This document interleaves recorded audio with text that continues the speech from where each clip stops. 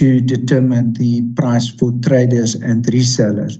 And then lastly, in the application, the applicant is also then requesting approval for the quarterly adjustment of this maximum gas price for the remaining 3 quarters of FY26 on the 1st of October, the 1st of January, and then the 1st of April, based on the actual weighted cost of acquisition lagged for 1 quarter in order to enable the regulator to verify the actual volume data and the actual acquisition cost in that period. On the adjustment dates that are mentioned, the 1st of October, 1st of January, and 1st of April, the trading cost element will remain the same, and the profit component that will be applied to that adjusted will remain the same percentage as is approved by NASA pursuant to this application.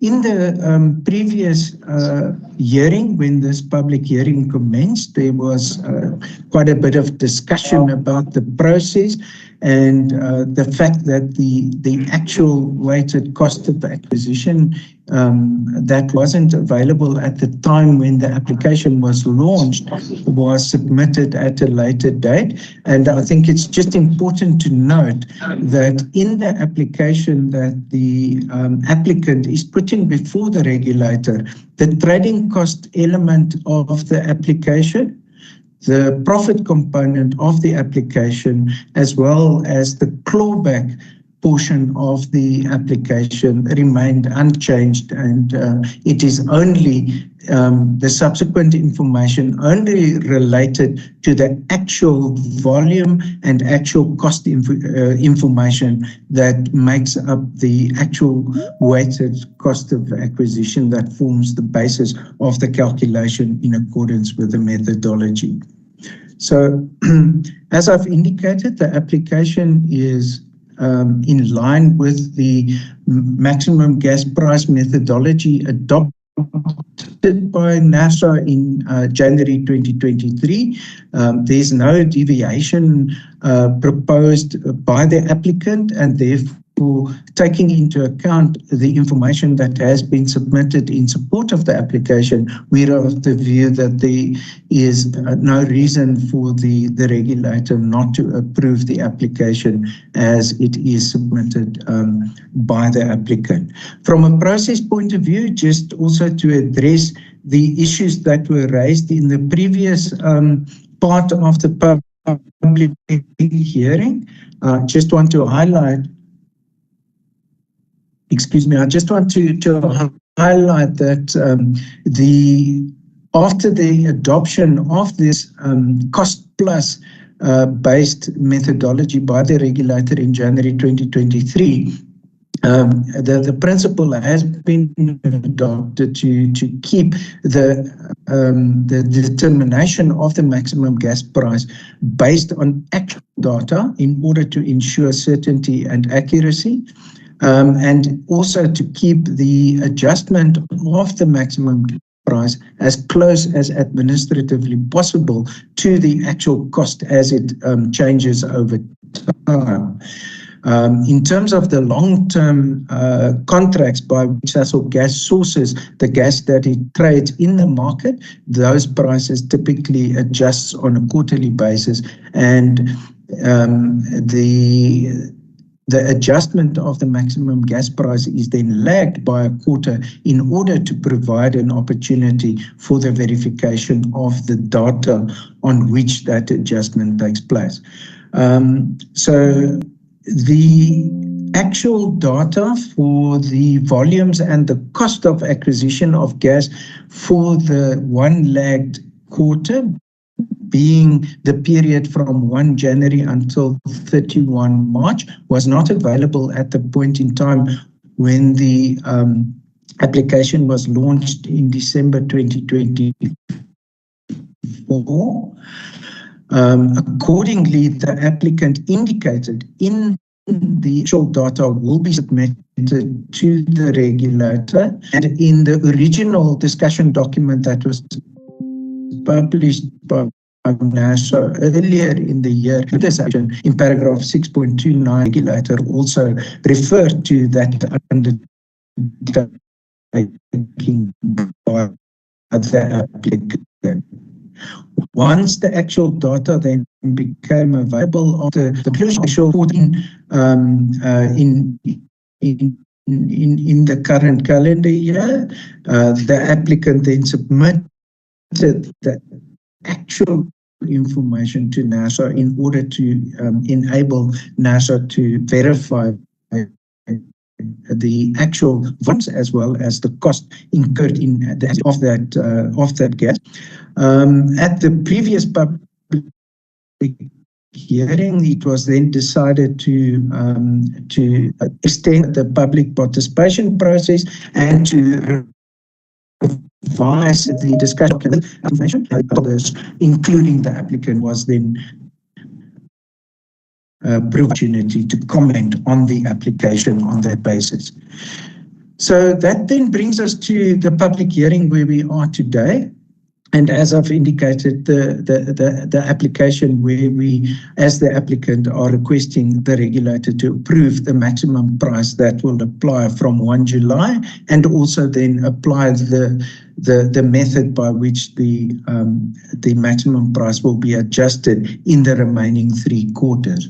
Now, the context in which this FY26 maximum gas price application is brought before the regulator is underpinned by the fact that we are currently facing a situation where the natural gas available from the original petroleum production area, or the so-called PPA area in Mozambique, is declining. And in order for the applicant to maintain the supply of gas to the market, there is then additional streams of gas from the gas fields in Mozambique that is brought into the supply and the acquisition of natural gas by the applicant. As we are by now all stakeholders in the gas market quite familiar. In 2018, the gas producers indicated that there would be a reserve deficit. That is now widely reported. It's known, very well known to the market stakeholders as well as the regulator. And I think the term of the so-called gas cliff has been coined and has been used in the media as well. And that gas cliff to which we are referring is indicated by this reduction in the availability of the gas from the original PPA area. It's important to note that shortfall of gas is already experienced since July last year, which is financial year 25, and the shortfall that the applicant is experiencing from that source is set to increase as time goes by. And notwithstanding that, we have indicated that through the efforts that we've been undertaking together with and in collaboration with the gas suppliers, Sasol Gas is doing its utmost to continue the full supply of the contractual volumes at approximately 100 joules per annum in the market up to at least June 2028. And currently there is also plans afoot to try and extend that for the period beyond 2028. That project is currently in the process of verifying the technical feasibility, and the economic feasibility of that will also be established through the further price engagements between the supplier and the regulator.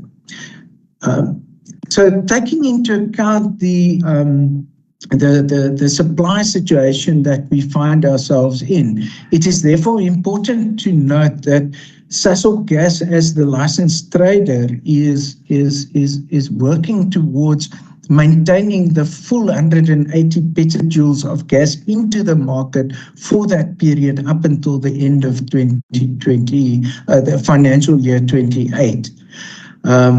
We therefore source gas from multiple sources. The three main sources remain the natural gas out of Mozambique, the methane-rich gas procured from the Secunda production facilities, and then also a small stream of fuel gas that is obtained also from Sasol South Africa, but that comes out of the production facilities in Sasolburg.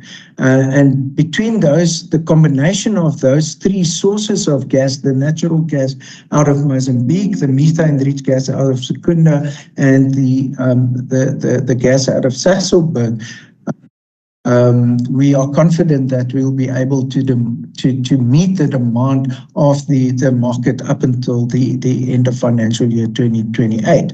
However, in dealing with the reduction in the available gas from the PPA area, there is gas from additional production facilities being installed in that area that is now contributing to the natural gas portion of the gas available to the applicant. In that space, we obviously have the original sources. Then we've got the so-called Tranche 3 gas that started production in December 2024. And then there is additional plateau extension development and optimization projects which are underway in order to try and maintain the maximum production level from the PPA area. In this regard, the PDOP infill well project and the PDOP junction compression projects are already in implementation phase, but it is not anticipated that any gas from those two projects will start to flow during the financial year for which this price application is made, and this will gas from those sources will only start to influence the acquisition cost in FY27. The other major step that was taken of gas in order to meet the shortfall of the supply of natural gas from the PPA area was the of the right to import gas from the PSA area. Now, the development in the PSA area in Mozambique is primarily dedicated to the CTT.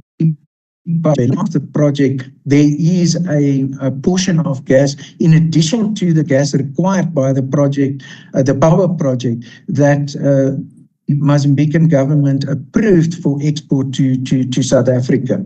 Sasol Gas has negotiated with the PSA producers in order to secure that gas in supplementing then the natural gas to enable it to continue the supply and to basically plug the gap that is left by the reducing availability of gas from the PPA area. And that PSA gas is then also contained in the volumes that underpins the acquisition cost that forms the basis of this maximum gas price application. So if one then turns to the price application itself, as I've indicated, the application is based on the 2023 maximum gas price methodology. There's no deviation or change from that methodology suggested in the application, and the application is then made for the approval of the actual price that will apply from 1 July, together with the adjustment of the price for the remaining 3 quarters of FY26. So this application then, or the price that's applied for, comprises the volume-weighted average cost of acquisition as the methodology dictates, the Sasol Gas trading cost, which is calculated in accordance with the formula determined in the methodology. The profit element calculated based on the 5-year average EBITDA percentage of the proxy companies set out in the methodology. That was the information available at the time when the application was launched. And then we also are requesting approval from the regulator for a clawback of the difference in pricing during that first part of FY 2024. The application and this the weighted average cost of acquisition, which forms the basis of the calculation, is based on the actual underlying cost and volume data for 1 January to 31 March. As I've indicated, that 1 quarter lag is built into the determination of the maximum gas price in order to afford NASA the opportunity to verify the volume data and the cost data prior to the implementation of the adjusted price. And then the clawback relates to the difference that applied to the maximum gas price that was approved for Q1 of FY 24. That's the 78.23 rand, and the approved price for Q2, which is 74.54 rand. The difference then compared to the price that Sasol Gas then implemented or continued to charge during that first 6 months of FY 24, and that was brought about by the fact that the approval of the maximum price for financial year 24 only occurred in October, and it was therefore not Sasol Gas was not in a position to apply those approved prices during the first 6 months of that financial year. If one compares the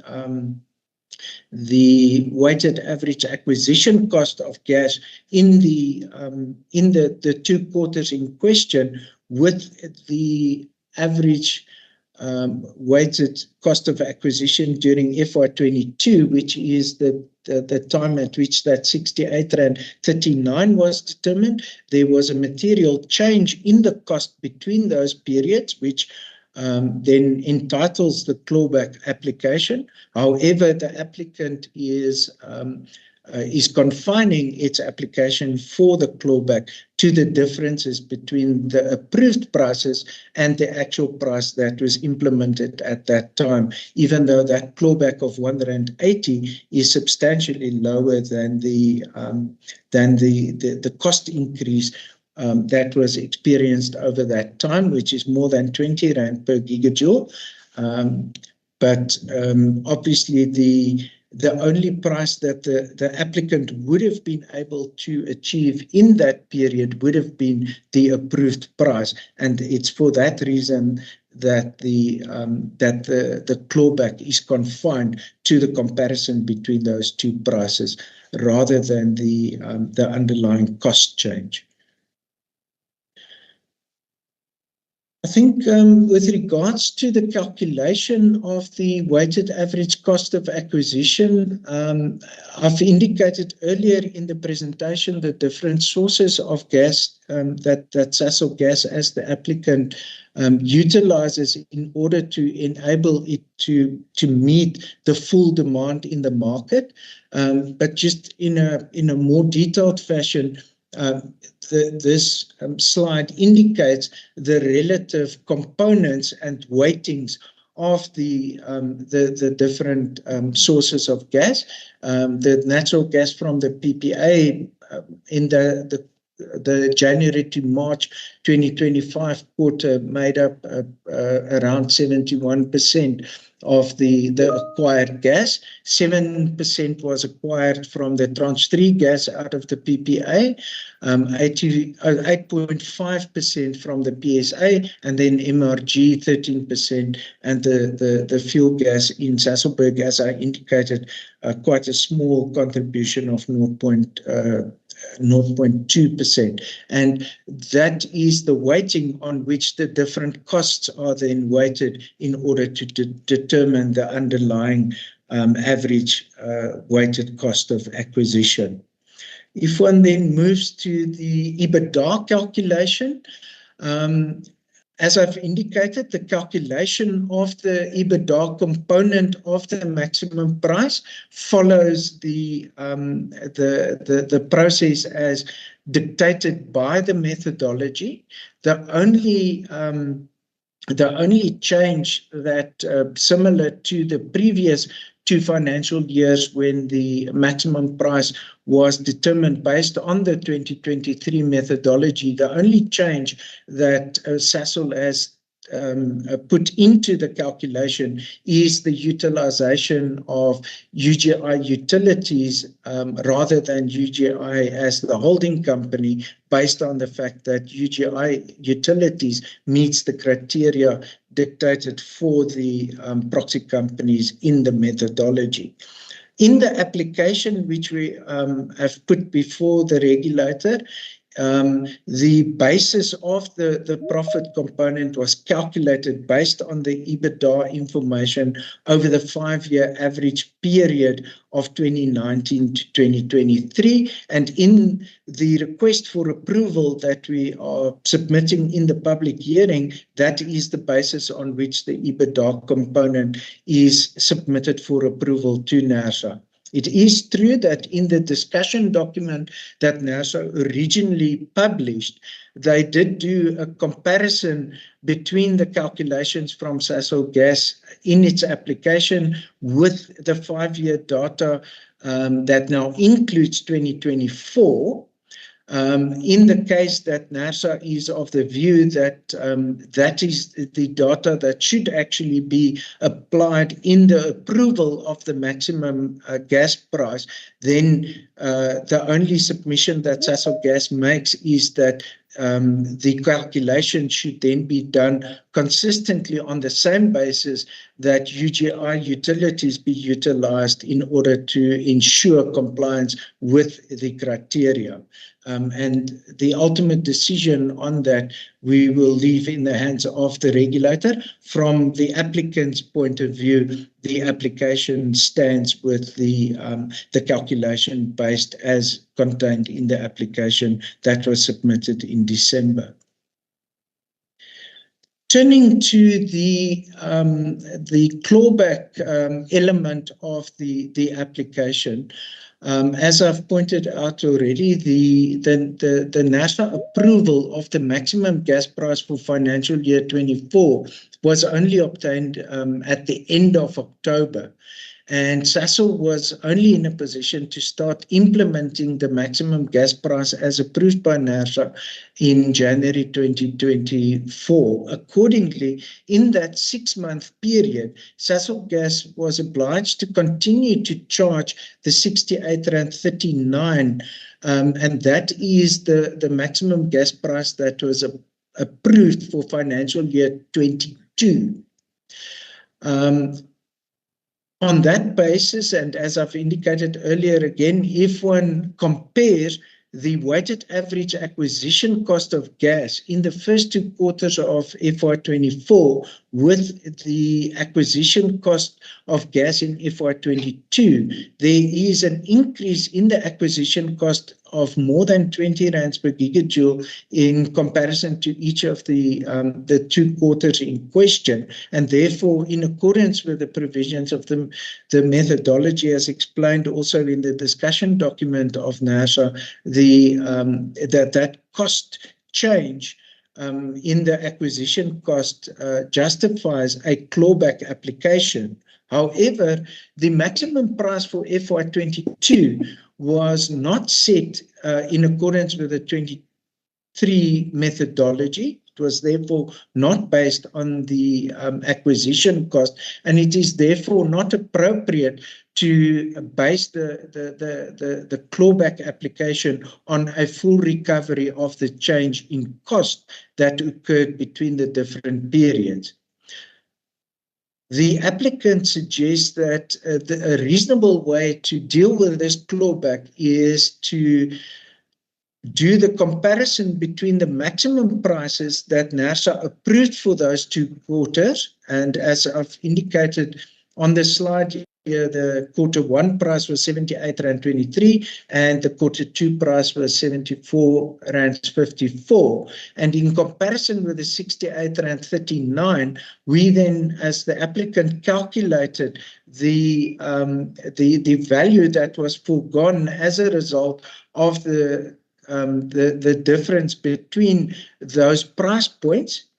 That difference occurred over a six months period. However, the suggestion from the applicant is that the clawback is then spread over a full 12-month period. That reduces the price impact. In the calculation, the applicant also excluded the calculation of the trading cost, because the trading cost, as part of the formula set out in the 2023 methodology, contains its own clawback mechanism, and therefore we did not include that in this calculation. So that then brings us to the request that is before the regulator for consideration, and that is the approval of the maximum prices calculated based on the actual weighted cost of acquisition and the volume information, as well as the cost information, as well as the contractual information on which those costs are based. All of that information was submitted to the regulator in order to enable the regulator to evaluate and verify those calculations. And in the revised discussion document published on the 20th of May, the regulator confirms that it actually undertook that calculation. The trading cost element that is requested for approval is calculated in accordance with the 2023 price methodology. The profit component of 33.95% is that 5-year average of the proxy companies dictated in the 2023 methodology over the 5-year period between 2019 and 2023. And then the clawback amount, as previously indicated and explained, is the R1.80 per gigajoule, and then the actual maximum gas price for end users to be applied from the 1st of July is then R89.55, and then the 5% discount in order to give the price to traders and resellers will then result in a reduced price to traders and resellers of R85.07. So in conclusion, the approval requested from the regulator is approval of the maximum gas price and the 5% discounted price for traders and resellers. The approval that the maximum price be adjusted on a quarterly basis. The quarterly adjustment will be based on the actual volume weighted average cost of acquisition for one lag quarter before that. That will allow the regulator to obtain the volume information and the cost information in time to be able to verify that adjustment calculation before the implementation of the adjusted prices on the 1st of October, the 1st of January, and the 1st of April. And then lastly, the applicant is asking for the approval of the clawback in order to recover the difference between the maximum prices as approved for Q1 and Q2 of FY24, resulting in the clawback amount to apply for the 12 months, the full 12-month period of FY26. I think, and then just lastly, we do confirm that discount for traders and resellers prices will still be applied, and the applicant also confirms that in addition to the normal monthly reporting to the regulator, the actual acquisition volumes and cost information will be submitted to NASA at the end of each of the quarters to enable the verification by NASA, and then to the extent that any engagement or clarification is required at that point in time, it will create the opportunity to do so prior to the adjusted maximum gas price taking effect on the start of the next quarter. Madam Chair, that's the submission from the applicant. Thank you very much, Mr. Menkis, for the presentation. I am going to ask the members to ask questions of clarity, and I'm hoping that you do have something to write down and take down the questions from the members. I'll allow all the members to ask questions, and then you will come back with the responses to the questions. Members, here's the presentation from Sasol Gas. I would like to now invite you to ask the questions of clarity. There is a sound that I am hearing. I think it's going to disturb our recording. If IT, you can assist us, please, without us having to always remind you to assist. If you can please make your observations, assist the proceedings, and make sure that the recording will be clear and accurate without any disturbance. Let me take the hand from Madam Sbiya. Madam Sbiya, you may go ahead. Thank you. Thank you, Chair. Thank you to Sasol for the presentation. I will just run through my questions for clarity from the team.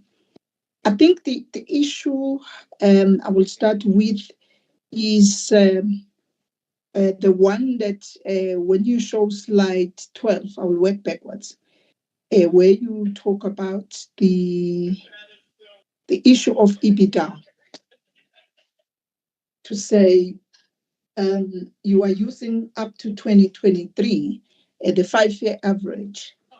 I think where I am is to say, why not use 2024? I do accept the fact that you submitted in December. Your initial submission was in December, but we are sitting in May 2025. So for me, it makes sense that we include the 2024 in the 5-year average, because that affects the calculation of the profit component. Then the second issue, Chair, is the issue of the clawback. I hear you when you are substantiating that the cost over the since 2022 has gone up. But where I am coming from then is, how can we, as the regulator, substantiate those prices that you are putting forward, so as to make sure that we substantiate the clawback itself and do the calculations. I wanted to confirm from your side if the information relating to this has been provided to NESA, so that we can do the calculation of the clawback, because it has an impact on the I think it's 180 as per slide 11, what you have there, which relates to the clawback. That is what I wanted to check, because you can see there, it's part of the determination of the maximum price. Yes, yeah. Chair, those are the, and then the last one is you showed a graph about the sources. I think it's slide 5. So you are showing those slides on the PPA decline, and therefore resulting in the gap. Just from my side, is there no way of Sasol looking at getting into contracts and have signed contracts with other suppliers so as to close that gap, and therefore resulting in not increasing the prices significantly, so that we can tie everyone to a PPA so that we can close that gap, because it is concerning as we are going forward up to 2028 that the gap is growing. I just wanted to find out from your side, what are the plans you have to reduce that shortfall, and also at a very reasonable price by also using the PPAs, so that the price cannot increase significantly. Thank you, Chair. Thank you, Madam Spear. Let me check if there's another hand. Elias, if you can assist from the members. Advocate Sithole. Yes, Chairperson, thank you. And thanks to Mr. Menkis. I think mine is on the outstanding information. I think part of it has been covered by Ms. Sibia on the clawback. The other information that I wanted to confirm with him, I heard him indicating that contractual information that was requested by the regulator was submitted. And I want him to confirm that it's all the contractual information required by NESA in assessing this particular application or not. If he can clarify that for me, I will appreciate it, because this information is critical in the process of assessing their application. Thank you, Chairperson. Thank you, Advocate Sithole. I do have some questions of clarity as well from our side, and I think if I were to start off with the clawback one, because I think it touches on the principles of whether the energy regulator should be considering a clawback on something that was never part of the original application. Information on gas that will be sourced, how much gas would come during the period of that price that is applied for. Now, the energy regulator did not have the opportunity to make an assessment of the volumes and the price at the time the application was put to the regulator. That is the first thing. The second thing that you are mentioning, Sasol, is that you, as the business of Sasol, the gas started flowing from Mozambique to South Africa in July 2024. I will not talk about our own verification from NERSA, what we found when the gas actually came through. But from your submission, the gas starts flowing into the South African market. And we're talking about the excess gas from different fields that are licensed outside of the PPA. So you are saying that whilst that gas is earmarked for gas to power in Mozambique, now there is excess because of the delays in that project. Now the excess then is sold into another market. Now you don't know the price, but you are bringing the gas as a business into South Africa since July 2024 up until January 2025, and you have not informed the market about what the price is. Then you say that you only get to know the price in October 2024. That is strange, and it is a concern. How can you then bring gas that you don't know what are the terms, the pricing terms? You don't have an agreement. I don't know whether you don't have an agreement, but it's something that you can just confirm that the gas started coming into South Africa. Did that gas just come without an agreement that the gas will then be allocated to the South African market in the meantime, because the gas to power project in Mozambique has not been completed, and therefore that gas must now in the meantime go to South Africa. But there is no price that is apportioned to that gas. It must just start flowing, and the customers don't know anything about that. Then it goes on from July, August, September. Then in October, you are indicating that it is only then that Sasol knows what is the cost of this gas, how much you are supposed to pay for this gas. All along, you don't know how much you are supposed to pay. And the energy regulator knows nothing about it. Then in this application, you're asking that you must be paid back a clawback. A clawback now, it is new information altogether that is brought to the energy regulator. It was never part of the price or the decision and the application that was before the energy regulator.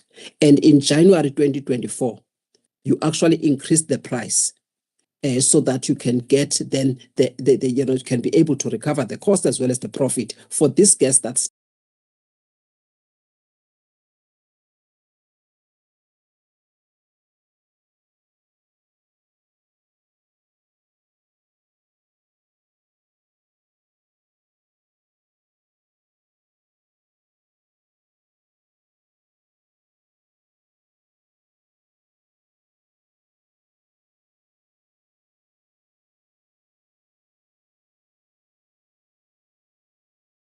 after that you unilaterally increase the price without informing the regulator that there is gas, and now we know what the price is of that gas, and then we want the energy regulator to adjust the price, or we're going to adjust it on these terms.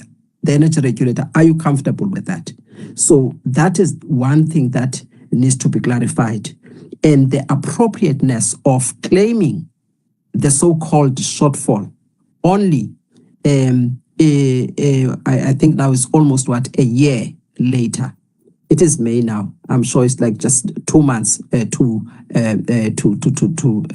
July or so. So it's 10 to 11 months, and then you come in and say to the regulator, "Well, we had a shortfall that the regulator knew nothing about, a shortfall that customers knew nothing about." So I think it deserves to be clarified. You also touched on the shortfall with regards to the price that was implemented in July 2022 to 30 June 2023. And that was in terms of a completely different methodology. And you had a clawback application, a separate clawback application, of which the energy regulator has not approved. And that is also affected by a court case, and hence the energy regulator did not take a final decision on it. May you clarify the reason why you have included that in this application, or the mentioning of it in this application?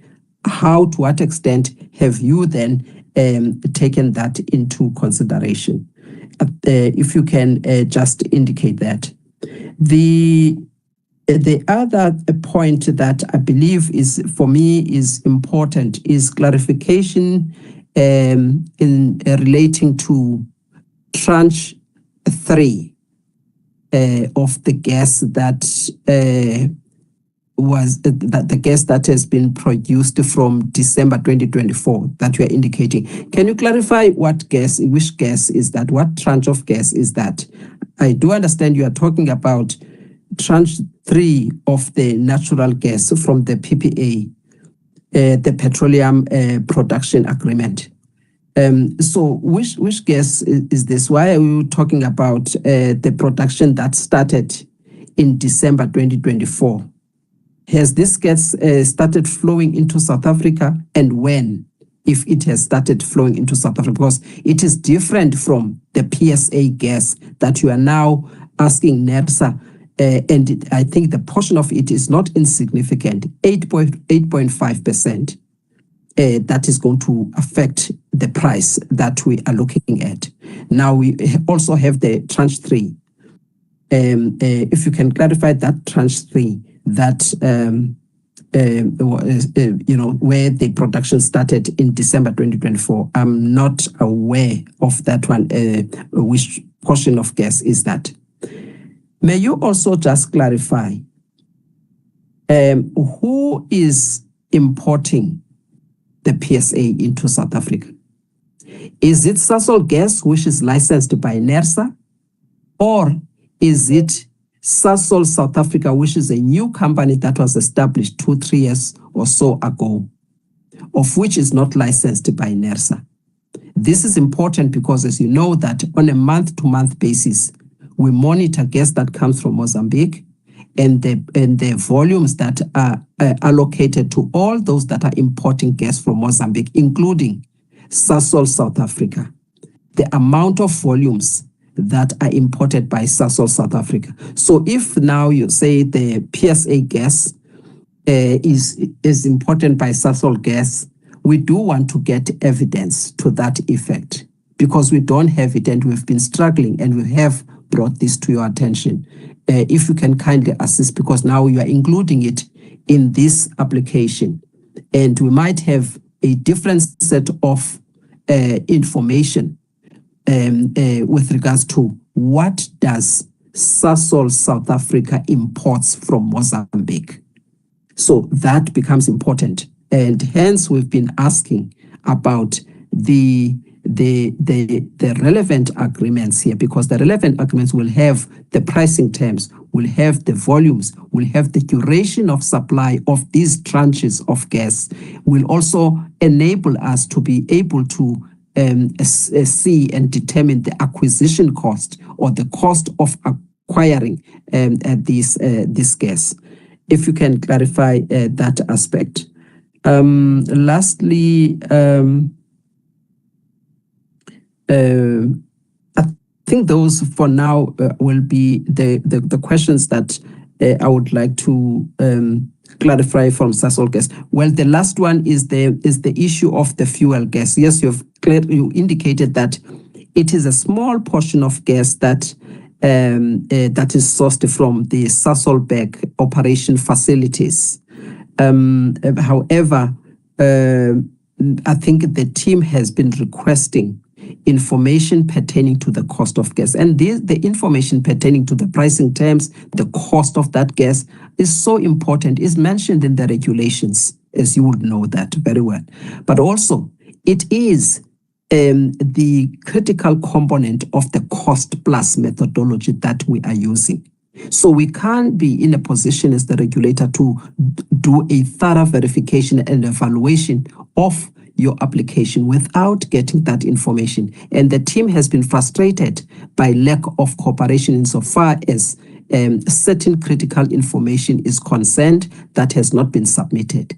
Even the invoices that will show what is the actual cost of gas, how much did Sasol pay for this gas, so that they can then be in a position to say, in terms of the cost plus methodology, here is the cost, and the verification has been done by the team, but they are unable to do so.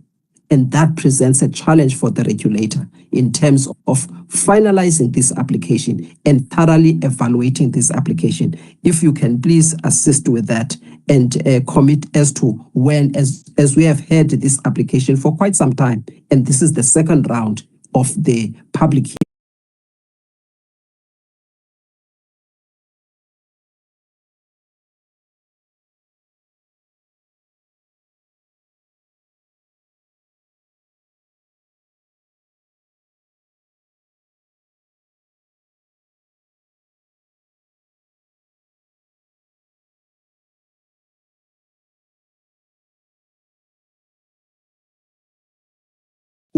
In terms of your normal allocations of how much must come to South Africa, you must remember that there was additional reallocation of gas that ought to have been going to Mozambique, but that gas is coming to South Africa. So it's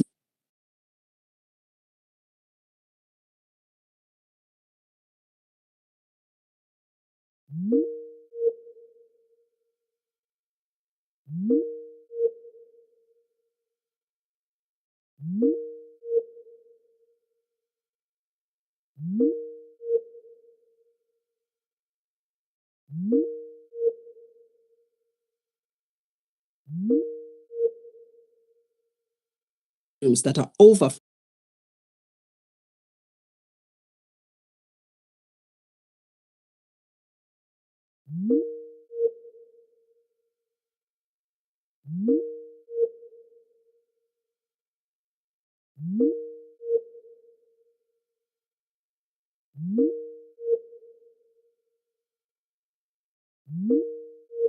that were reallocated to Sasol, to what extent does the volume offset the early decline that has been felt as of June, July 2024? Thank you very much.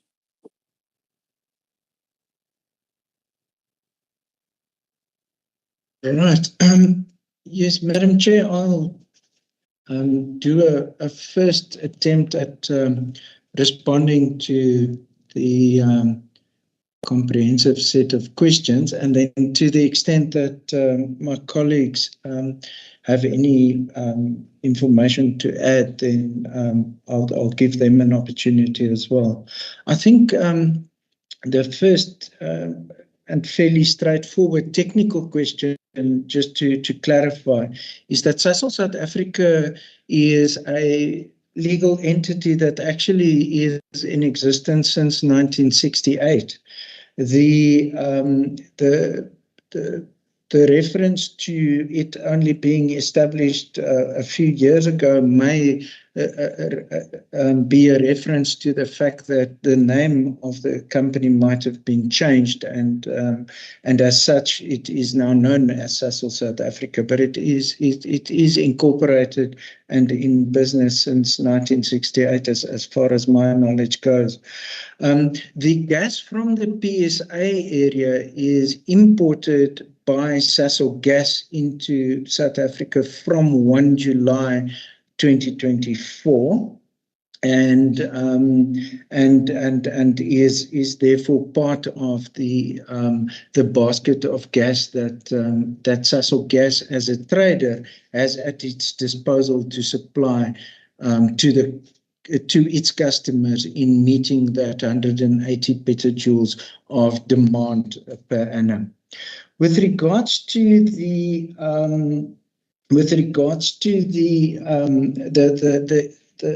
question about the clawback and the impact of the clawback, I think first and foremost it's important to just make sure that there's clarity about the timeline in respect of which this clawback is applied for. And in terms of the applicable provisions in the methodology, the clawback as provided for in the methodology is only to be based on audited and verified information. Accordingly, from a timeline point of view, the period in respect of which the clawback is applied for is the period from 1 July 2023 until the 31st of December 2023. That is the first half of financial year 24 in the financial cycle of Sasol Gas. And the PSA gas that only started to be imported into South Africa from 1 July 2024 onwards, that is in financial year 25, has no bearing and is not affecting this clawback application at all. The clawback to which Ms. Masetti referred to, the clawback application in respect of FY 2023, also relates to a different period altogether. The FY 2023 clawback application, which was submitted to the regulator and as a result of the ongoing litigation has not been resolved, that relates to a period different to the period for which this clawback is made, and the basis on which that clawback was submitted to the regulator is also different to the current clawback that we are referring to. In this application before the regulator for consideration, the clawback that we are talking about is to recover the under recovery that occurred in that 6-month period from 1 July 2023 up until the 31st of December 2023. The under recovery was brought about as a result of the fact that the FY24 maximum gas price decision by NERSA was only issued at the end of October 2023. It therefore doesn't have any relation to anything that happened subsequently. But as a result of the fact that that decision was only handed down by the regulator in October 2023, it wasn't possible for Sasol Gas to implement the approved maximum gas price during those 2 quarters. And in those 2 quarters, the actual price that was charged by Sasol Gas was still the 68.39 Rand per gigajoule, and that was the maximum price that was approved during the FY22 period. And Ms. Masetti is absolutely correct that the basis on which that price was determined was entirely different to the basis on which the FY24 prices were approved. And it's exactly for that reason that the applicant is confining the clawback applications only to the difference between the prices that was approved and could not be implemented, the difference of those prices to the actual price that was implemented during that 6-month period. The delay in the process is obviously that a clawback of that nature can only be included in a price application by the applicant after the audited financial statements of that particular period is available and has been submitted to the regulator. And in that regard, I can also confirm to Ms. Sibaya that the prices on which that calculation of the clawback portion of this application is based is actually the prices, the maximum prices approved by NERSA, and the actual price approved by NERSA in 2022 that was still in application during that 6-month period. And from that point of view, the prices are obviously discernible from the approvals by the regulator, as well as the price and volume reporting submitted by the applicant to the regulator, and finally also from the audited financial statements, the regulatory reporting statements that is submitted to the regulator. Just that is the clawback. So I've dealt with that.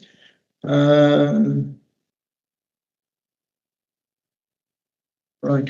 Then the question with regards to the submission of any outstanding information or contracts, I can confirm that all the contractual arrangements in respect of which Sasol Gas acquires the PPA gas, as well as the additional tranches of gas from the PPA area that's enabled by the plateau extension and development projects.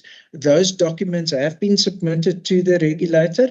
The full PSA, GSA document has also been submitted to the regulator, and the particular excerpts with regards to the pricing provisions of that contract is also part of that submission that was previously made to the regulator. At the time that the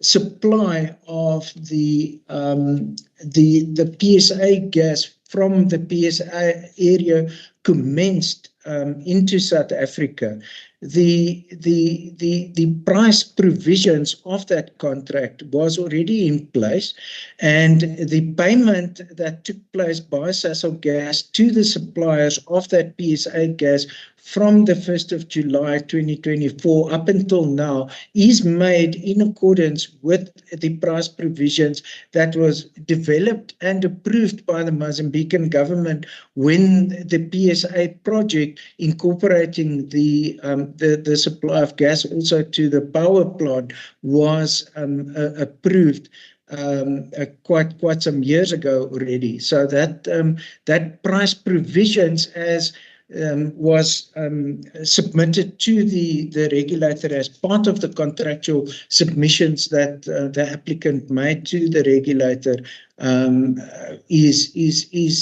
was known at the point where when the importation of that gas by Sasol Gas commenced. With regards to the question about the EBITDA, the position that the applicant is putting before the regulator, Ms. Sibaya, is that to the extent that the regulator considers the application that Sasol Gas is putting before the regulator is based on the EBITDA calculations made on the average EBITDA information over that 5-year period from 2019 to 2023, and the applicant is comfortable to abide by the approval of that EBITDA percentage. I hear the point and the question that you are raising about utilizing the more recent information, and as I've indicated in the presentation, the NERSA did in the discussion document compare the calculations on that more recent data. We have also pointed out that if the regulator ultimately finds that that is the appropriate basis on which to make the maximum gas price approval, that it is important that the utilization of the UGI utilities in the calculation should be consistently carried through as has been done before. But ultimately, the applicant would be comfortable in accepting the approval of the maximum gas price on either of those two approaches. And in our response to the discussion documents, we have also provided the regulator with calculations on both those time periods in order to enable the regulator to consider the impact of the two different periods on the ultimate price to be approved. When it comes to the question again from Ms. Sibaya about the closing of the gap in the supply of gas from the PPA area, as I've indicated in the presentation, and I think I can refer you to slide 7 in the presentation, and that is that there is considerable actions that Sasol Gas, as the trader of gas, together with the suppliers of gas, have taken in order to ensure that that gap is in fact addressed and that Sasol Gas remains in a position to supply the full demand of 180 petajoules into the market up until June 2028.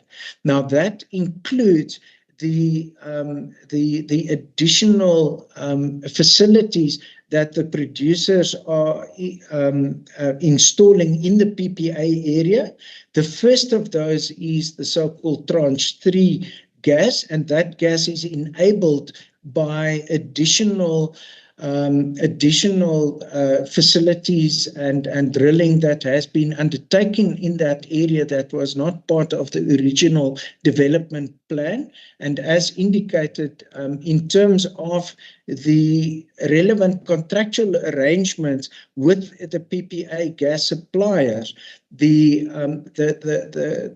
price in respect of that tranche 3 gas is different to the baseload volume supplied from the PPA as a result of that additional facilities that had to be implemented in order to enable the supply of that gas. Going forward, there is further plateau extension and development and optimization projects that the producers are considering, and to the extent that that requires additional capital investment in the development of those fields, obviously the gas that would be enabled through those additional investments will then be continued to be supplied from the PPA area, but will obviously come at a slightly different price to the baseload volumes of gas supplied from that period. So I think from the applicant's point of view and from Sasol Gas as a trader in the market side, we can assure the regulator that we are taking all possible steps in order to ensure that we will continue to supply the market at that 180 petajoules per annum level, at least until the end of June 2028. As I've indicated in response to the question raised by Advocate Sithole, all of the relevant contract provisions have been submitted to the regulator team, and we are confident that all of the outstanding information that was previously highlighted and requested from the applicant has since been provided to the team. I think then the only other question that remains is with regards to the stream of fuel gas that Ms. Masetti also referred to. In the subsequent submissions to the regulator following the discussion document as well as the previous public hearing, we have submitted extensive explanations and clarification on the arrangements regarding the supply of that particular stream of gas. And then lastly, with regards to the allocation of gas in Mozambique, that allocation of gas by the different producers out of the PPA and the PSA is naturally not a matter that falls within the control of the applicant before the regulator. To the best of our knowledge, the contracts concluded by the producers, as explained, is that there is from the PPA area, the original GSA 1 and GSA 2, in terms of which Sasol Gas procures gas from the PPA area, and those contracts have now been augmented in order to deal with these efforts to extend and continue the supply of gas from that particular resource. As previously indicated in this presentation, the gas from the PSA area is primarily dedicated to the power project.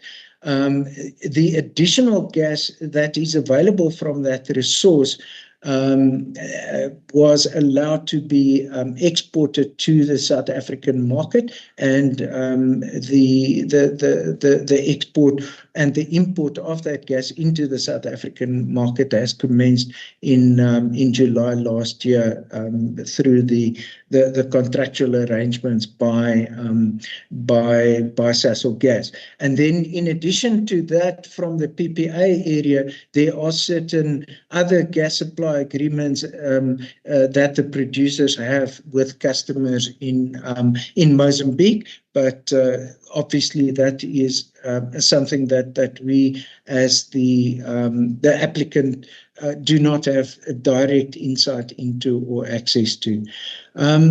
So I think, yeah, that is basically dealing with all of the questions that was posed in this first round of questions. I don't know, just before I hand over back to you, Madam Chair, can I just ask Rudy whether there's anything that you need to add to that?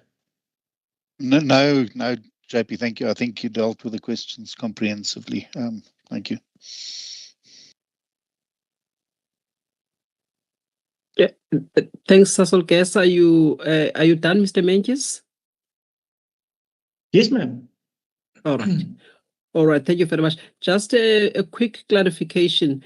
The clawback that you are applying for as part of this application, so it entails what you call the shortfall from July 2023 until October 2023.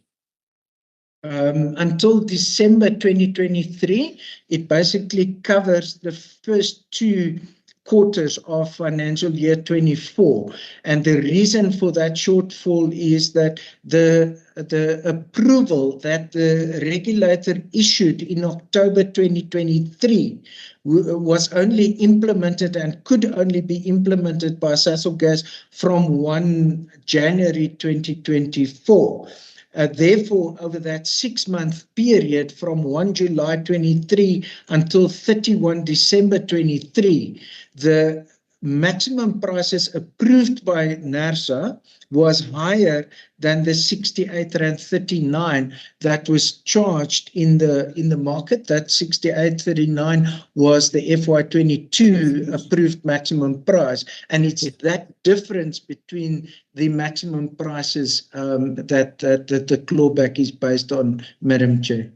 Thank you very much. May you please make sure that we have not, obviously, from the member side, don't have that kind of information, and the team advised that some of the information is still missing, particularly the invoices, because you're also indicating that it could or Sasol could have started charging the price that was approved by the energy regulator only in January 2024, even though the decision of the energy regulator was in October 2023. So we do need the invoices and all the relevant information that will demonstrate exactly how much was charged during that period of July up until December, and also so that they can compare with the January one, because those are some of the details that the team have indicated that they don't have the invoices, even so that they can also check even against the cost and price information that is contained in the contractual agreement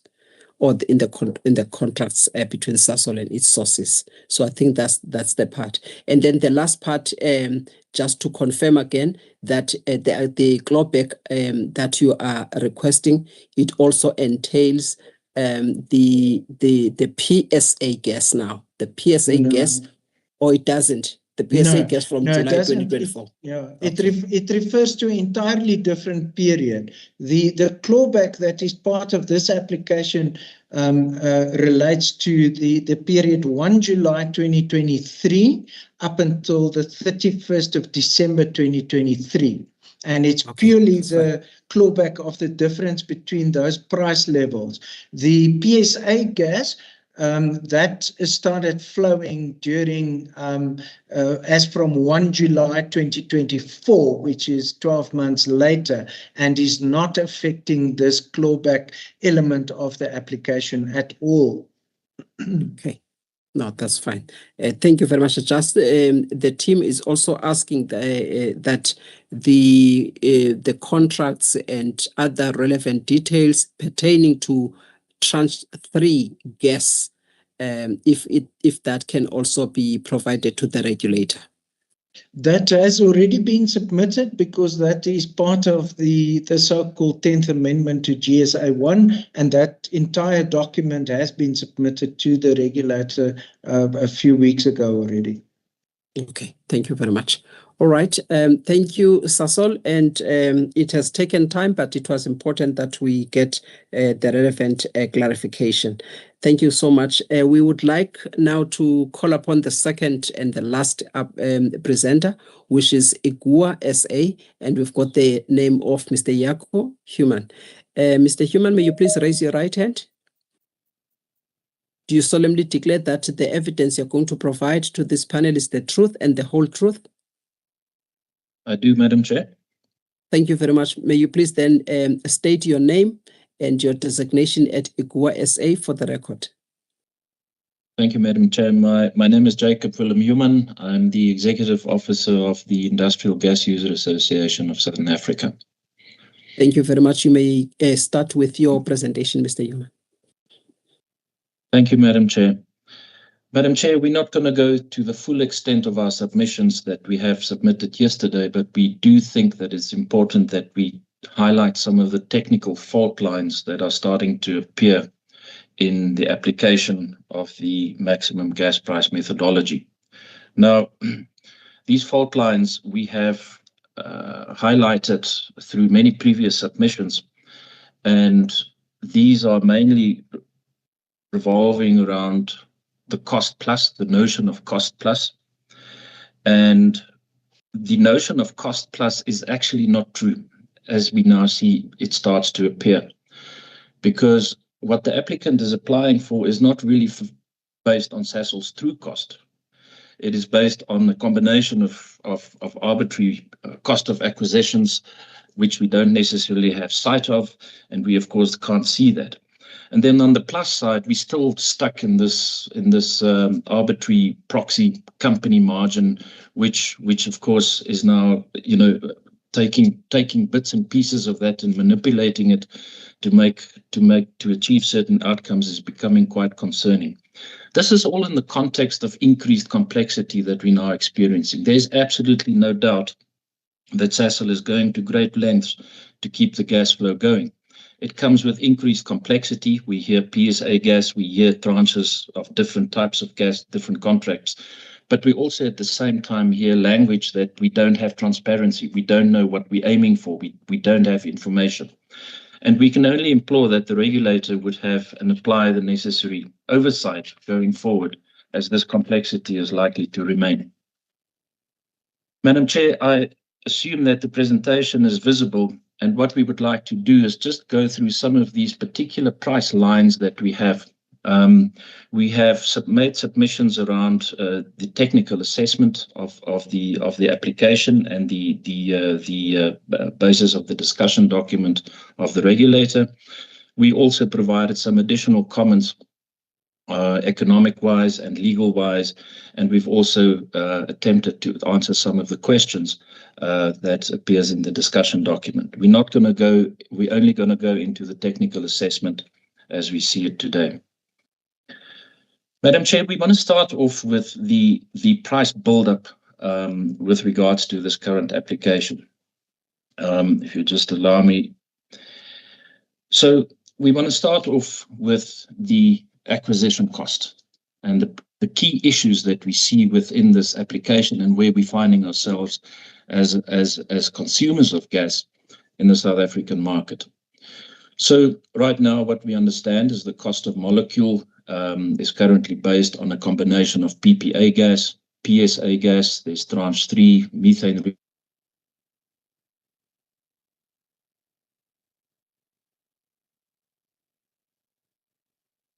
Mr. Human, I've lost you. I'm not sure if it's just from my side or if the other members can hear. Members, can you confirm? We can't hear you. We can't hear you. All right. Mr. Dlamini, may you please indicate to Mr. Human that we have lost him, please? I'll do so, ma'am.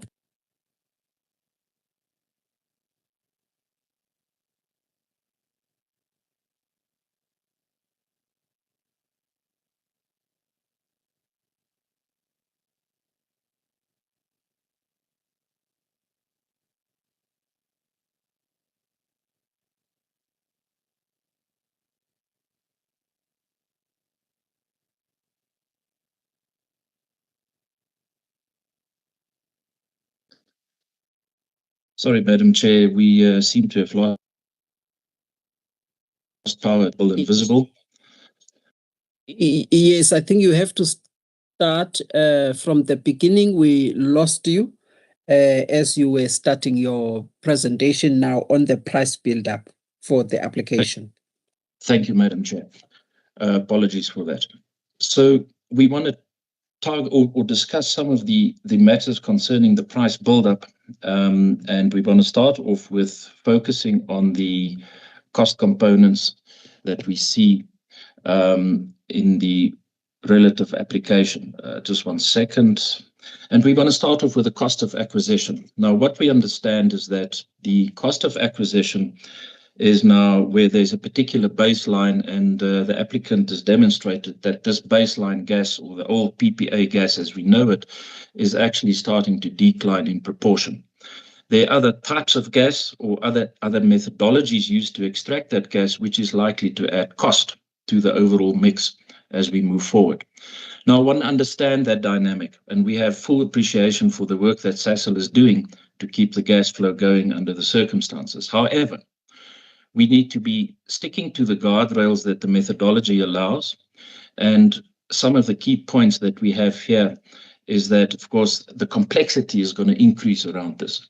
And where we're starting off now seeing these complexity entering the system, it would appear in the application and the discussion documents that we're actually not equipped to deal with what is exactly required in order to validate and verify as a regulator some of these costs. Now, what this means is that at a cost of acquisition level, we don't have transparency. We simply, like you, Madam Chair, and the regulator, track import data, but we don't see an increase, for example, in the cost of imported gas into South Africa by merely following the South African Revenue Service import data. Now, that creates a discrepancy.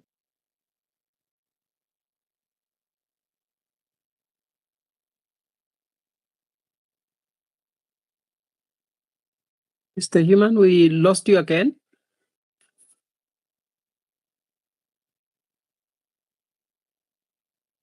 I think he's having connectivity issues, man. Okay. Please keep checking, and I think Mr. Mateka can also just check if it is something that we can be in a position to assist with.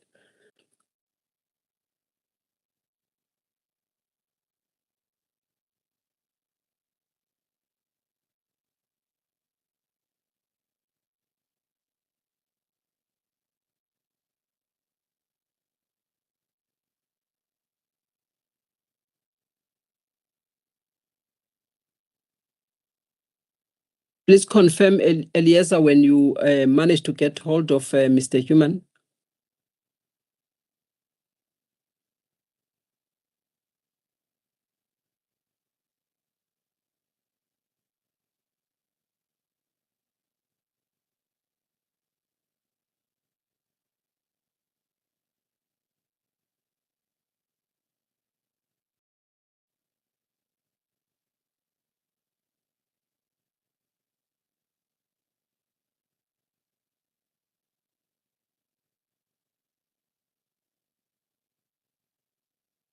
Mr. Dlamini, may you please confirm whether you managed to get hold of Mr. Human? Yes, he logged out and he just logged in again, ma'am. Okay.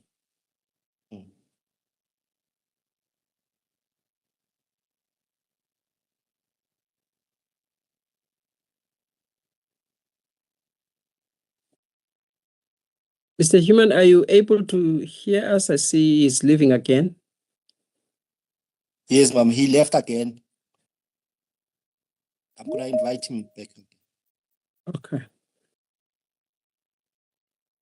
Please admit him. Mr. Human, are you able to hear us? I can hear you, Madam Chair, and again, Okay. apologies for these technical issues on our side. Okay. I would like to continue, Madam Chair, by focusing our discussion today on some of these price lines that we see in the price build-up and the difficulty that we have in increased complexity in a world where we don't have transparency. So, for example, we are not sure today what the cost of PSA gas is.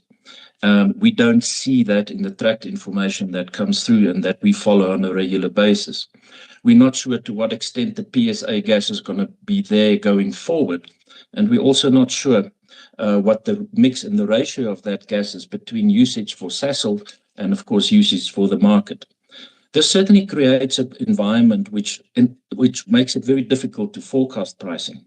What we also see here is that there's no ability in the methodology right now or the application to say, listen, when the cost comes down, we can do an equal check and reduce cost accordingly. Now, given the information provided by NERSA and Sasol, it is not possible for us at this point to do a critical assessment of Sasol's application at a technical level. However, what we do see here is that Sasol and NERSA is not considering the recovery of cost here, but is simply allowing Sasol additional revenue. This is important, Madam Chair, because Sasol's cost in the whole did not increase. In fact, Sasol in its latest 6-month financial results claimed that the gas business saw a 71% increase in earnings. I'm talking about the last 6 months to December 24, driven by a combination of higher gas prices and volumes. Increased production from the PSA is helping to sustain volumes as gas from the PPA naturally declines. In Mozambique, gas production was 2% higher than the prior period, benefiting from PSA contribution. The external gas sales in South Africa were 1% lower than the prior period. So it is very difficult for us to understand that Sasol is claiming cost recovery, while in fact it cost decreased over time. So we believe that the regulators should be very careful in considering these application for additional cost recovery, etc., where in fact Sasol's profit margins increase all the time due to lower cost base and increased sales and volumes. So this is so because the cost of acquisition, and this is something which we've said all along, is not a reflection of Sasol's true cost. In other words, we're currently ignoring the total cost of Sasol's business, and we believe that is at odds with the Constitutional Court judgment. So the difficulty that we have right now, at least on the cost of acquisition, is twofold. It's the complexity, it's the level of transparency, and the fact that is this really a reflection of Sasol's true cost base. We want to move on, Madam Chair, to the next element in the price line with regards to the trading cost. The trading cost allows Sasol, of course, a recovery of cost, which is essential, the estimation of the cost of providing trading services to the customers. Now, the problem with the trading cost is, again, as users or market users, we are reliant on the oversight of the regulators simply because we don't have insight into those levels of cost.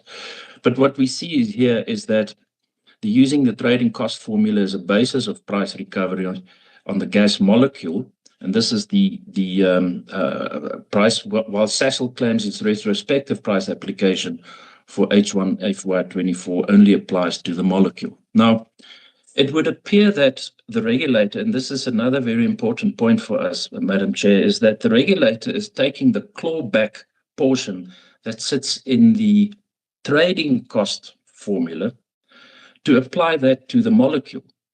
Now, what we see here, and we'll cover that in a little bit more detail when we get to the clawback, is that there's a misappropriation of what that clawback in the trading formula actually means. It is not there to deal with cost recoveries and over and under recoveries in the GE portion or the cost of gas portion of the formula. So given the information provided by NERSA and Sasol, it is unfortunately not possible at this level to really do a full critical assessment. And again, we fully reliant on the oversight of the regulator in this regard. I want to move to the profit component, which of course is of concern to the industrial users of gas. Now, according to section 3.2 of the methodology, this is the plus in the cost plus formula. And NERSA and Sasol is Sasol's assessment, as we understand it right now, of this adjusted proxy is 32.9% versus Sasol, which applying for 33.95%. NERSA accepts, by the looks of it, Sasol's amended inclusion of IGU utilities, resulting in an overall price increase of 1.05% in the margin. Now, there's a few key issues with this particular approach. NERSA's profit component remains irrational in our view, and we've said it before, and it's currently providing us with perverse outcomes. Why is this? It is why, I mean, in reality, what we see here, Madam Chair, is that whilst NERSA deems the benchmark EBITDA margin of 32.9% as appropriate, Sasol in reality is actually achieving an EBITDA of 60%. So on that basis, the proxy is becoming quite irrational, because on the one hand, we're saying Sasol is allowed a profit of this, but Sasol itself and its EBITDA performance is actually performing quite well against that particular proxy. So the issue here is that, of course, and this is a fundamental issue, and I don't want to dwell on this, but it is not a reflection of the true cost base. And that, of course, is also a key focus of the current Competition Commission excessive price investigation.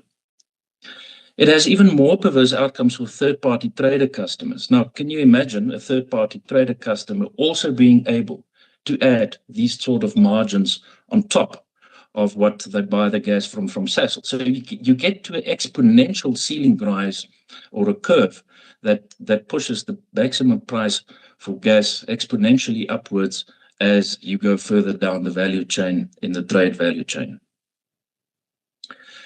The other issue that we also have here is that the NERSA, when Sasol applied for maximum price last year, this issue was again tabled by the applicant. NERSA a year ago actually said, we cannot do this. We have to stick with a particular formula. So NERSA, in our opinion, then made a decision based on a very similar type of application, but now it allows it. And that clearly does not provide for a consistent outcome in our opinion. A very important matter in this regard, Madam Chair, is of course the fact that we seem to be changing the maximum gas price formula as we go along. And of course, by using different companies and it simply results in a changing of the formula that was being approved. And considering the regulator's status of functus officio, we believe that this is not allowed in law. If you consider, and this is the current outcome that we faced, NERSA in itself, and this is the irrationality of the whole issue here, NERSA says, even if you do assume for a moment that this proxy is the right benchmark, Sasol is achieving far higher outcomes on that particular benchmark itself. If you were to reduce, in theory, Sasol's price to these benchmarks, we're currently paying 18.71 per gigajoule too much for gas. So on the one hand, NERSA is allowing Sasol to achieve far higher than the benchmarks it actually uses to measure the performance of likely company or like companies. So the problem also here is we cannot simply go and change the formula. And this is what it appears to be in the discussion documents and the application documents is, I don't like this. I think this is a better option. Let's just use this going forward. And clearly that is not what the Gas Act intends, in our opinion.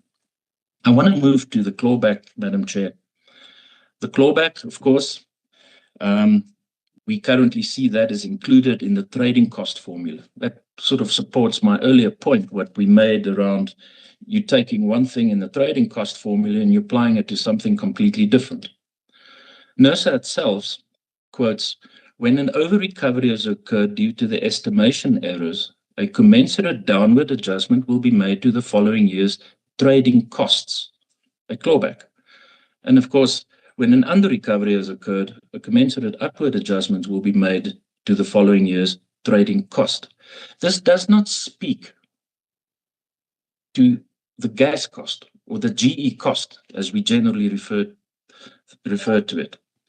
So Sasol at the moment applies for a clawback on a GE period of underpricing of 6 months for the period July to December 23, valued at 324 million rand. R1.80 per gigajoule over 180 petajoules. So Sasol is asking for additional revenue. It's got nothing to do with cost recovery. Why is that? Sasol's cost did not increase.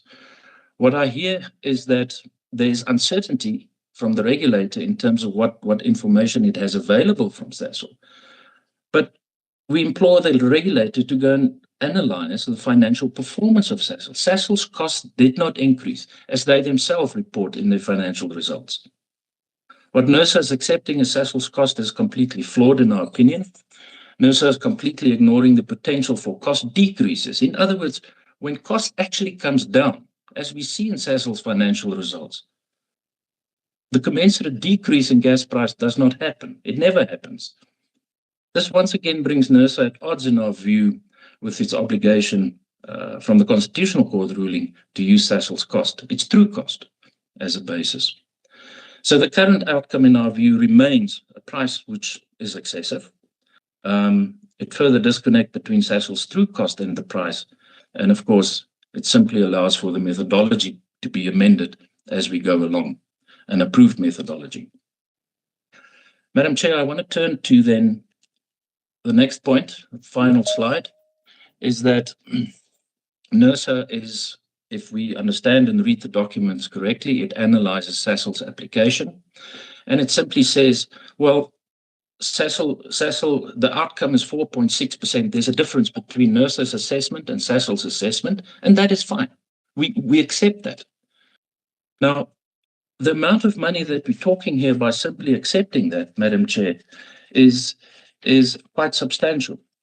We refer here, if we simply by virtue of that application or that agreement or that narrow band of 5%, we certainly have what you simply allowing Sasol is additional revenue, substantial additional revenue, in our opinion, to the extent of about 250 million rand a year. And that is only based on the third-party market gas. Sorry, Madam Chair, I just want to jump to the right slide here. And then the last point here, Madam Chair, is that, of course, and we've made this point earlier in our submissions today, that we are moving into an era of more complexity. More complexity means more transparency. And what we see and what we hear from the regulator today in the discussion documents and elsewhere is that transparency is not forthcoming. We don't see that. We've asked Sasol also to provide, the market as Sasol, to provide some justification around these prices, and we still don't know where we stand. Sasol advises on the 29th of January that the price will increase with PSA gas the following day. And we're still in that process, and we don't know where we're heading with that particular process. So we are moving into this era of I would almost say shaking ground, and we implore the regulator to apply its powers of oversight, to stay within the guardrails that are set by the methodologies and its mandate in terms of the Gas Act, and more recently, of course, also the Constitutional Court judgment. Madam Chair, I want to conclude with those points and those remarks, and defer then the balance of our submissions as submitted to you during the course of this week. Thank you very much, Madam Chair. Thank you very much, Mr. Human, for your concise presentation on those issues. I think members of the regulator may have some questions of clarity to ask. If you can kindly take all of those down. Let me check if the members have any questions of clarity for Mr. Human. By show of hands, members, if you have. Thank you, Mr. Pugula. You may go ahead. Thank you, Chair. Mr. Human, may you just explain again what you find as a complexity in the acquisition cost? I know you mentioned that there's no transparency in as far as what the actual cost is, but you are mentioning another level of complexity, and I just want to understand what is this level of complexity that you are referring to. Thank you, Chairperson. Thank you very much. If you can take that down, Mr. Human, because I do have 2 questions from my side. I would like to start off with the emphasis in your presentation about allowing Sasol to recover cost. And I know that as an economist, you know very well the difference between cost and the price. I just want to understand whether you are insinuating that the mandate of the regulator is to make sure that what we should allow Sasol is for Sasol to recover the cost, not necessarily the price. And that price is not the actual price, but it's supposed to be the price at a maximum level, so that Sasol can also be able to discount in line with Section 22, meaning that in a non-discriminatory manner. So the price must be different because the regulations require that the price for different classes of customers must be different. So that will require that when the price is at the maximum, then it must be discounted such that those that are consuming more must have a price that is lesser than the others that are consuming less. At least that is the kind of a regulatory framework that we have in the regulations with the classes of customers. So I just want you to just clarify exactly the point that you are trying to make to the regulator regarding the cost recovery, as opposed to allowing Eskom to, an allowable revenue. If you can kindly clarify that. And I think the other thing that you've mentioned in this aspect is the Constitutional Court judgment delivered in July 2019. If you can just clarify what exactly is it that NERSA is doing that is not consistent with it, particularly when it comes to the cost. 2 things there that the judgment indicated is that when you are facing a monopolist, what the regulator must give due consideration to is the cost first.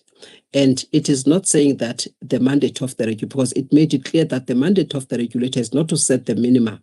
It must be the upper end of the price.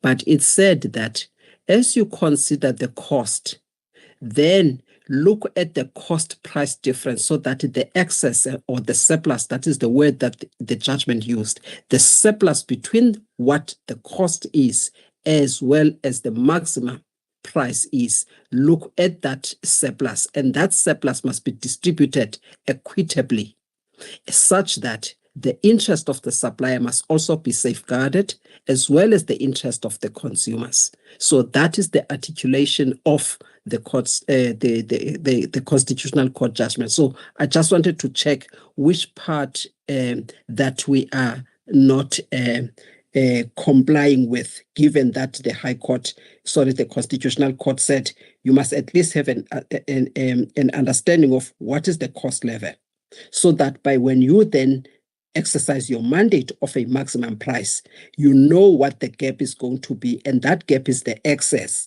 Then make sure that that excess is distributed equitably. So I just want to check, where are we not getting that right?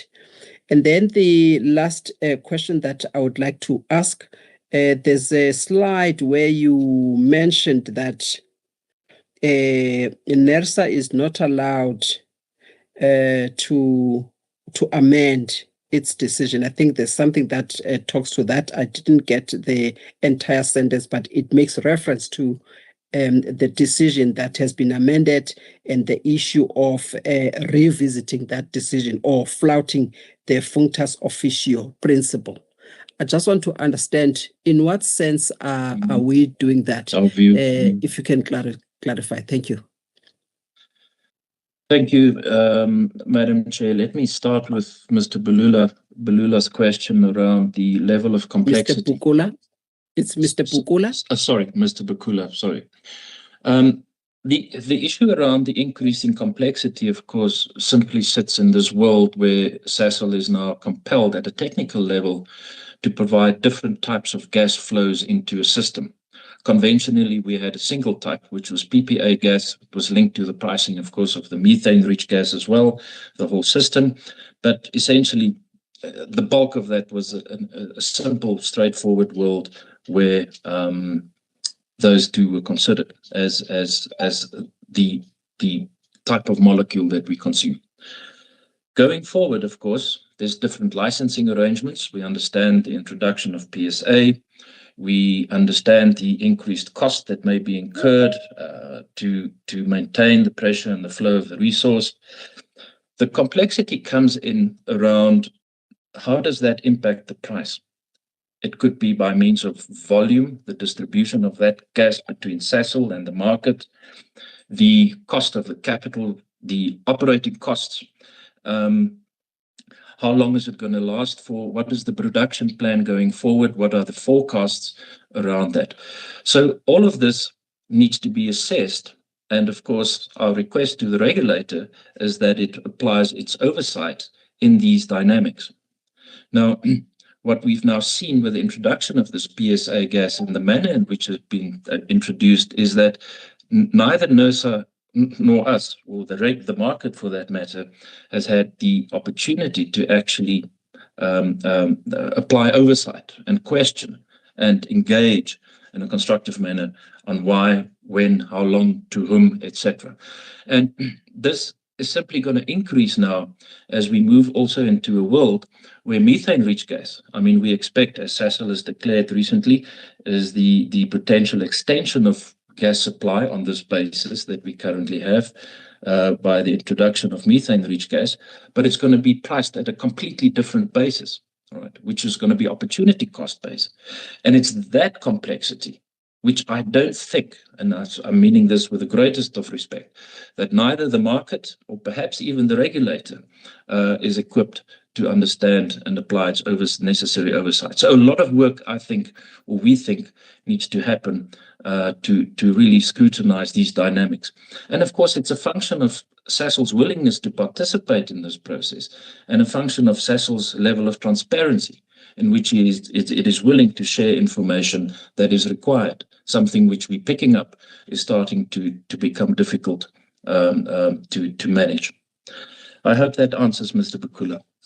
Madam Chair, let me allow, and I'm going to try and, as best as I can, speak to your questions around cost. I want to start with the last point first.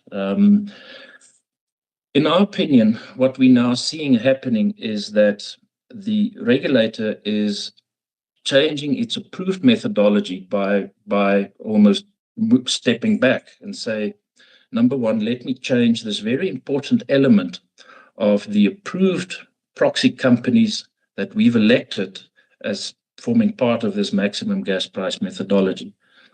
What that simply means is that, and if you read again the discussion documents and the submissions, is that we think that within this mix, there's something better and more appropriate.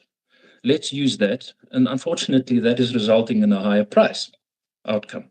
Now, changing the mechanics and the inputs of what has been approved, in our opinion, is because of NERSA's function of functus officio. In other words, the decisions that it is made can only be overruled by a higher court, as we all know, or we need to go through approval of a new methodology process. So that's the one element of it. The other element that we see is then using the system of clawbacks on the gas energy price. And I'm not talking about the trading component. That formula is well set out. The trading cost formula is well set out, of course, in the maximum pricing methodologies. But there's an element of clawback which speaks to the clawback on trading cost, not on the clawback of gas energy costs. And it's there where we believe that NERSA is applying, and again with with respect, the regulator is applying the wrong mechanics, and that ultimately results in applying in a completely different outcome and a different type of methodology. If the regulator, when it made the decision on this current pricing methodology, allowed for a clawback on maximum gas pricing, or GE as we know it, then it would have had to make that decision back then, but it didn't. So it is in that space, Madam Chair, that we believe that this revisit of this principle of functus officio needs to be carefully considered by the regulator. Madam Chair, I want to move to the true cost and the Constitutional Court judgment that you refer to. The Constitutional Court judgment, in our view, was based on emulating a competitive price, number one, in this market, not a market elsewhere in the world. So again, you will know that this particular formula, as we faced with, is a very large component of that is actually based on again, some proxy international markets and performance of companies elsewhere. And then, of course, in our opinion, lies a particular problem. Now, the other thing that the Constitutional Court said is that by emulating that, of course, naturally in economics, you would try and emulate and you would move into this marginal cost spacing, surpluses, and so on and so forth. Now, the matter around cost recovery is how do we ensure that Sasol is not making more or less? Is it applying monopoly profits? And I think this is also a function now of the Competition Commission and the mandate that also the Competition Commission and the regulator has around, you know, how do we ensure that whilst we set a maximum price, that within that base there's no excessive pricing taking place, and that's the subject of the excessive pricing complaint taking place at the moment. So we believe that pricing should be reflective as a not as a monopoly basis, but as a competitive pricing basis. On the issue of cost recovery and Sasol's ability to recover cost, I think that is well entrenched in the Gas Act. Sasol, or the applicant in this case, cannot make a loss by virtue of the Gas Act. No one supplying gas in this country can actually make a loss. The regulatory environment ensures that profit will be made. The question is then, what is acceptable? What is an acceptable profit level? And in our view, currently, Sasol's cost base is not being considered by the regulator. We only focused on the cost of acquisition, as Sasol defines it in its application. Sasol as a business, Sasol Gas as a business, its overall cost base is not being considered. So, and this brings us to this dilemma, Chair, that while Sasol is applying for retrospective prices and all these kind of things, its cost base is actually decreased. And we see that in the year-on-year financial results of the Sasol Gas business. But we don't see that commensurate movement in the gas pricing. Thank you, Madam Chair. I hope I answered those sufficiently. Yes, no, you did. Thank you very much. Thank you very much, Mr. Human, for your presentation and for the clarification that you have provided. Ladies and gentlemen, I think at this point we would like Sasol as an applicant, Sasol just to reply on certain things that have been mentioned, but not to rehash the entire submissions that you made today, but just the points that were mentioned, which you need to respond to. Over to you, Sasol. I think, Madam Chair, in conclusion, we would just like to point to two important factors.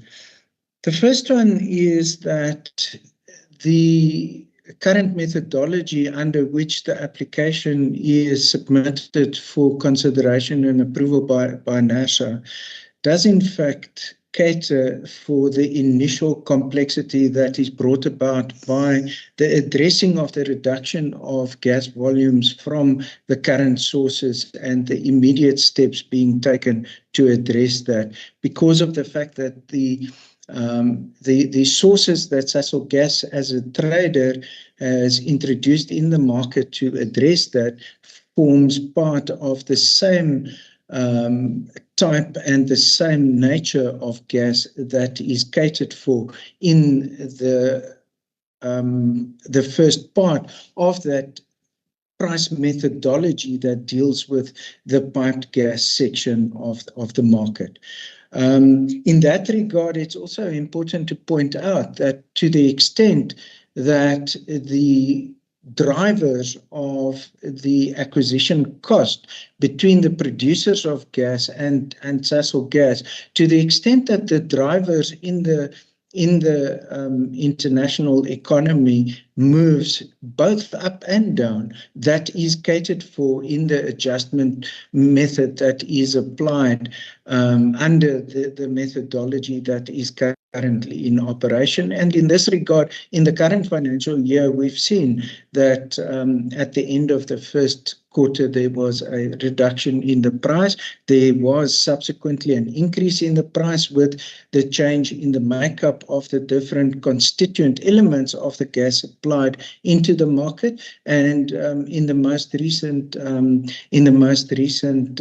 quarter, there is again a reduction that applied in the gas price. So it's important to understand that the methodology that is currently in operation does provide and does enable the regulator to perform the necessary oversight over the licensed traders in the market. To that regard, Sasol Gas as the licensed trader and the applicant before the regulator in this application confirms its ongoing engagement with the team at the regulator to ensure that all the necessary information, contractual documents, etc., is provided in order to enable the regulator to perform that oversight in the regulation of the price as provided for in Section 21(1)(b) of the Gas Act.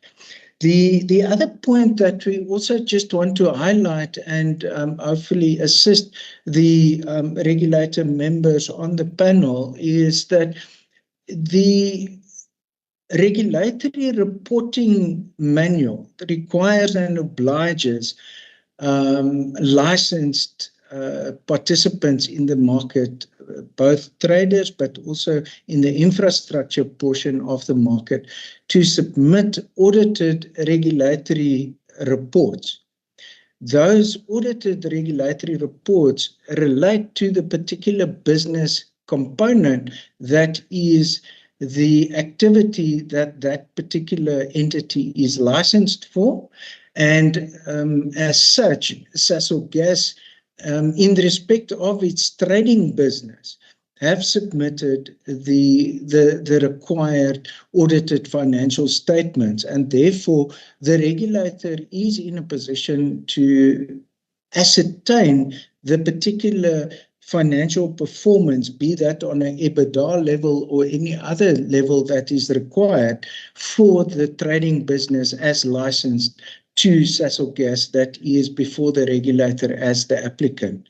We do note that Mr. Himan, on behalf of IGUASA, refers to publicly available and reported information, but it is important to take into account and to understand that that information is reported in respect of the consolidated performance of the gas segment of the entire Sasol group of companies. Now, as such, those figures include the various different participants that different legal entities within the Sasol group of companies have in upstream exploration and production business. It also includes the participation of various Sasol entities in joint ventures relating to gas infrastructure. And then it also includes the Sasol Gas business, which is comprised of 3 different components, namely the infrastructure business, the trading business, and there is also an unregulated portion of the business. So when it comes to the comparison of the impact of the price application before the regulator in respect of the particular trading activity, we want to submit that it's inappropriate to make a comparison with the overall consolidated performance of a very extensive segment of the Sasol Group business, as opposed to the business of the particular applicant that is before the regulator in submitting the application that we are discussing in the public hearing today. And then as a final comment, we just want to reiterate that the application before the regulator for the maximum price for approval for FY26, and particularly the price applied for approval to apply from the 1st of July for the first quarter of FY26 is comprised of and is calculated in accordance with the provisions of the methodology adopted by NERSA for prices of this nature. And as we've explained in the submissions to the regulator, the application as well as our presentation in this public hearing, the quarterly adjustment of that maximum gas price based on the actual verified volume and cost information to be submitted by the regulator is appropriate and in accordance with the applicable methodology, and we therefore trust that the application will receive a favourable consideration by the regulator. Madam Chair, that is the submissions from the applicant. Thanks, Mr. Menkes. Mr. Menkes, in your reply and for assisting the regulator, there are 2 critical points that were made by Mr. Human. One is our jurisdiction in terms of allowing a clawback on the gas energy price as opposed to the trading aspect, which he accepts that on the trading it is appropriate. But does the regulator have the jurisdiction to allow a clawback on the GE gas energy price, or the charge for the molecule as we have it in the law as a charge for the molecule? That's the first thing, and I didn't hear you responding to that aspect too, for purposes of your application, so that the energy regulator can hear your submissions on that aspect that has been mentioned. The second thing that you have not touched on in your reply is the inconsistency with the Concord judgment delivered in July 2019 when it comes to the energy regulator that must allow the Sasol Gas to recover the cost, and also the issue of how the Concord articulated the issue of the surplus. Thank you. Those are the 2 issues that we'd like you to assist us with. Madam Chair, when it comes to the direction that was provided by the Constitutional Court in the July 2019 decision, the position adopted by the applicant is that the methodology adopted by the regulator, and as has been applied during the past 2 financial years, does not fully end up in determining a competitive price for the gas commodity, because of the fact that the cost plus approach adopted by the regulator in determining the price does not fully recognize the international commodity nature of gas as a commodity as traded in the market. Notwithstanding that, and that is a position that has been previously submitted in our submissions to the regulator, but notwithstanding that, the adoption by the methodology determines ultimately the maximum price to be charged in the South African market. And as such, we have, as an applicant, complied with the methodology as adopted by the regulator. And we have not been in a position to conclude that that methodology is at odds with the conclusions or the guidance in the Constitutional Court, to the extent that the decisions are inappropriate, and accordingly we abide by the methodology currently utilized by the regulator. As far as the question about the jurisdiction on the clawback is concerned, as has been indicated in the discussion documents by the regulator, the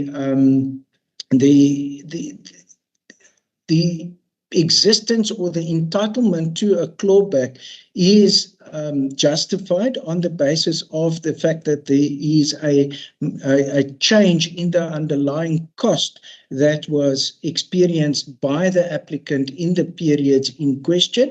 Notwithstanding the extent of that change in the cost between FY22 and 24, the applicant has confined its request for a clawback in that particular period only to the difference in the maximum price as approved by the regulator and the actual price implemented by the applicant in that period. In this regard, we also refer you to the decision that was issued by the regulator in response to the Sasol Gas application for a revised maximum price for financial year 2023, and in that reasons for decision on the on that particular application, the regulator has indicated the basis on which the application of the clawback principle in relation to the GE portion of the price is also justifiable. And on that basis, we have submitted previous clawback applications, and this particular clawback element in the application currently before the regulator stands on that basis as far as the jurisdiction of the regulator is concerned. Thank you, Mr. Menkes. There will be no questions, as this is then your reply. We just wanted to make sure that you cover the issues that are critical, that are raised as concerns, so that the energy regulator can hear you, or as those pertain to your application. We thank you for your reply, and we also thank IGUA SA for the presentation and for raising the issues that they have raised, and also imploring the energy regulator to exercise its oversight and ensuring transparency in some of the elements of the maximum price. And that is something that we take to heart, and we'll make sure that we do our due diligence as we are expected to by the industry and the customers that will be affected by the decisions that the energy regulator is required to make. With that, then I would like to thank the presenters today, and also thank all of the observers that connected to the platform, showing interest on this matter, and also understanding how the energy regulator will be taking the decisions given all of the concerns that were raised and the issues that are pertinent to the application that is brought by Sasol. With that, then I thank Sasol, I thank the IGUASA, I thank all of the observers, and I would also want to thank the members of the energy regulator for asking the right questions and then making sure that we get the clarification that we require. With that, the hearing is now closed, and I wish you a very good weekend. Thank you very much. Thank you.